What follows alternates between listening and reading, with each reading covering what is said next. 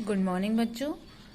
पिछली क्लास में हम लोगों ने शीत युद्ध के पृष्ठभूमि के बारे में पढ़ा था तथा शीत युद्ध का क्या अर्थ है, किसे कहते हैं को पढ़ा। आज की क्लास में हम पढ़ेंगे कि शीत युद्ध के क्या कारण है। तो पहले रिपीट कर लेते हैं कि शीत युद्ध कहते किसे हैं, जो दो महाशक्तियों के बीच भय, अशांति और असुरक्षा का जो वातावरण है या तनावपूर्ण जो स्थिति है उसे शीत युद्ध कहते हैं। अब किन कारणों से ये शीत युद्ध अधिक प्रभावी हुआ, उन कारणों पर हम आज चर्चा करेंगे।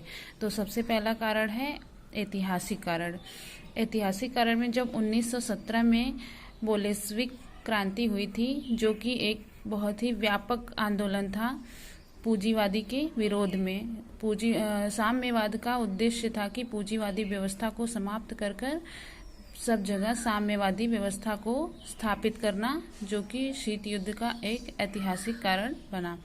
दूसरा है सोवियत संघ द्वारा याल्टा के समझौते की अवहेलना करना।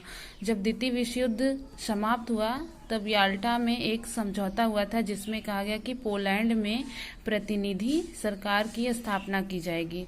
तो सोवियत संघ ने उस समय उस समझौते को तो मान लिया, लेकिन बाद में वहाँ जो सरकार थी उसने उसे सहायता प्रदान की, जिससे कि संयुक्त राज्य अमेरिका को बहुत बुरा लगा और दोनों के बीच तनावपूर्ण स्थिति प्रारंभ हो गई। तीसरा कारण है द्वितीय मोर्चे का प्रश्न।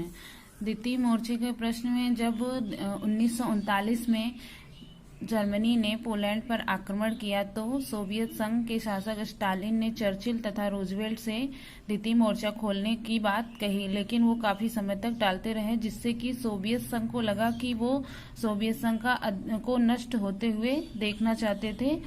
इस बात से दोनों के बीच तनाव उत्पन्न हो गया।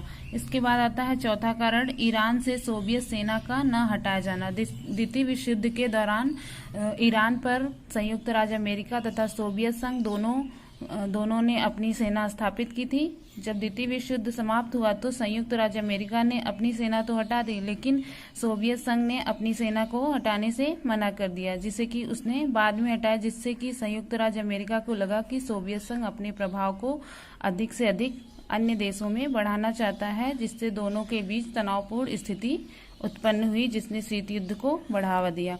अब पांचवा कारण आता है तुर्की में सोवियत हस्तक्षेप। जब द्वितीय विश्व युद्ध समाप्त हुआ उसके बाद तुर्की के कुछ स्थानों पर सोवियत संघ ने अपनी सेना से उस पर हस्तक्षेप किया और अधिकार जमा दिया, जहां वो सैनिक अड्डा स्थापित करना चाहता था तथा उसने अपनी सेना को हटाने से मना कर दिया। इसके बाद संयुक्त राष्ट्र संघ तथा अमेरिका द्वारा संयुक्त राज्य अमेरिका तथा संयुक्त राष्ट्र संघ के विरोध करने पर सोवियत संघ ने अपनी सेना को हटाया। अब छठा कारण है परमाणु बम का आविष्कार। द्वितीय विश्व युद्ध के समाप्ति के समय 1945 में संयुक्त राज्य अमेरिका ने जापान के दो शहरों नागासाकी और हिरोशिमा पर परमाणु बम गिराया था। परमाणु बम का आविष्कार के बारे में सिर्फ ब्रिटेन को ही पता थी, ये बात सोवियत संघ को नहीं पता थी। सोवियत संघ को जब परमाणु बम के आविष्कार के बारे में जानकारी मिली तो उसे यह बात बहुत बुरी लगी। उसे लगा कि संयुक्त राज्य अमेरिका अपनी शक्ति को उस पर दिखाना चाहता है और दोनों महाशक्तियों के बीच ये महाशक्ति बनने की होड़ ने प्रतिस्पर्धा को जन्म दिया, जिससे कि दोनों महाशक्तियों के मध्य तनावपूर्ण स्थिति की उत्पत्ति हुई, जिससे कि शीत युद्ध को बढ़ावा मिला। सातवां कारण है सोवियत संघ का अमेरिका विरोधी प्रचार। जब द्वितीय विश्व युद्ध समाप्त हुआ तो सोवियत संघ ने अपने समाचार पत्रों में अमेरिका विरोधी नीतियों का प्रचार प्रसार किया, जिसने शीत युद्ध को बढ़ावा दिया। आठवां है सैद्धांतिक व वैचारिक मतभेद। सैद्धांतिक व वैचारिक मतभेद में जैसा कि संयुक्त राज्य अमेरिका पूंजीवादी देश है और सोवियत संघ साम्यवादी देश है, तो संयुक्त राज्य अमेरिका अपनी पूंजीवादी व्यवस्था को बढ़ाना चाहता है और साम्यवादी व्यवस्था सोवियत संघ अपनी साम्यवादी व्यवस्था को दोनों महाशक्तियों के मध्य तनावपूर्ण स्थिति की उत्पत्ति हुई, जिससे कि शीत युद्ध को बढ़ावा मिला। 7वां कारण है सोवियत संघ का अमेरिका विरोधी प्रचार। जब द्वितीय विश्व युद्ध समाप्त हुआ तो सोवियत संघ ने अपने समाचार पत्रों में अमेरिका विरोधी नीतियों का प्रचार प्रसार किया, जिसने शीत युद्ध को बढ़ावा दिया। 8वां है सैद्धांतिक व वैचारिक मतभेद।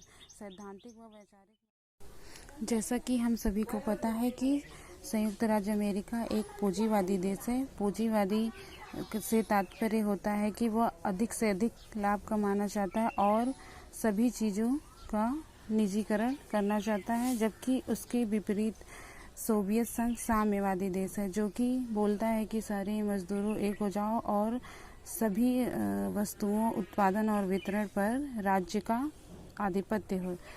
तो जस्ट विरोधी, एक दूसरे से विरोधी विचारधारा के कारण ये शीत युद्ध का प्रमुख कारण बना। दोनों विचारधाराएं अपनी अपनी विचारधाराओं को विश्व में अधिक से अधिक प्रसारित करना चाहती हैं, अधिक से अधिक देश को अपनी विचारधाराओं के अनुरूप ढालना चाहती हैं, जो कि शीत युद्ध का प्रमुख कारण बना।